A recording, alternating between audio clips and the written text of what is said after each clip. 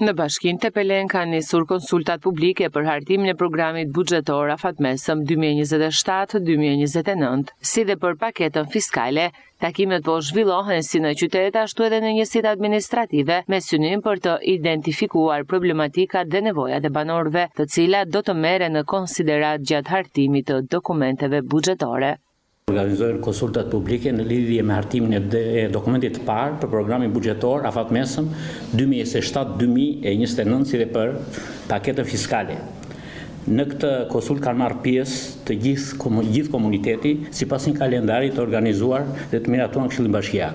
Gjatë kësaj konsulte dolën problemet, shqetësimet që kishin banorët në tëra fshatrat, si dhe u hartua dhe u miratua një projekt draft i cili do të ndiqet sipas një kalendari të miratuar në Këshillin Bashkiak. Kanë dalë probleme në drejtim të fermerëve, kryesisht për bujqësinë, dolën probleme në lidhje me ujitjen e tokave, sepse sipas programit ne vetëm 30% e tokave janë në ujë sot dhe ky kapacitet ne synojmë që të arrijë deri 70% duke futur në eficiencë të plotë rezervuarët, burimet ujore dhe gjitha. Po kështu u doli në problem dhe lidhet.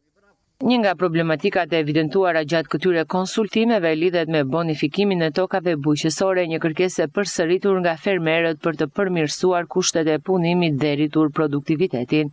Problematik doli edhe në lidhje me bonifikimin e tokave, kryesisht në sezonin e dimit që ka erozioni ka bërë, domethënë duke qenë bashkia në mes dy lumejve, erozioni ka shkaktuar shumë probleme në lidhje me tokat bujqësore. Problematik tjetër kishim edhe në lidhje me trajtimin e blegtorisë.